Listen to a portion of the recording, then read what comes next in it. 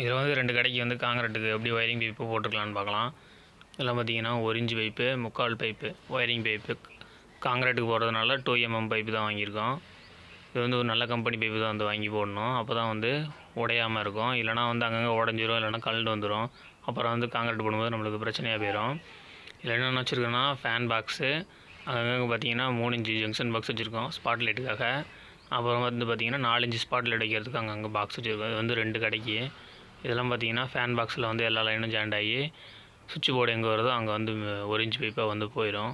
இதெல்லாம் பார்த்திங்கன்னா 3 inch spot light. அந்த சைடெலாம் பார்த்திங்கன்னா எல்லாம் 1 இன்ச்சு. இது பார்த்திங்கன்னா ஃபேன் பாக்ஸில் எல்லாமே வந்து ஜாயிண்ட் ஆகிட்டு மெயின் லைன் பார்த்திங்கன்னா அங்கே போகுது. டிவி பாக்ஸ் எங்கே இருக்கோ அங்கேயும் தனியாக போயிடும்.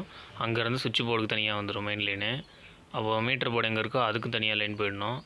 அப்புறம் கேமராவுக்கு இதெல்லாம் பார்த்திங்கன்னா கேமரா லைனு. கடைக்கு வந்து உள்ளறையும் கடைக்கு வெளியிலையும் தெரியறதுக்காக கேமரா லைனும் ஸ்ட்ரெயிட்டாக வந்து டிவி எங்கே பாயிண்ட் விட்டுருக்குறோமோ அங்கே போயிடும்.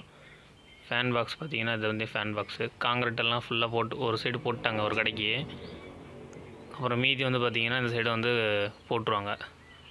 மதியானம் வரைக்கும் அது போட்டாங்க. மதியானத்துக்கு மேலே பார்த்திங்கன்னா இதெல்லாம் ஃபுல்லாக போட்டுருவாங்க.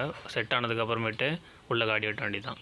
இது வந்து பார்த்திங்கன்னா வேறு ஒரு பில்டிங்கு. கம்பி வந்து எப்படி கட்டியிருக்காங்கன்னு பாருங்கள். இப்படி தான் வந்து பாய் மாதிரி விரிச்சு அதுக்கப்புறம் கம்பி கட்டி காங்கிரீட் போட்டுருவாங்க பைப் போட்டதுக்கு.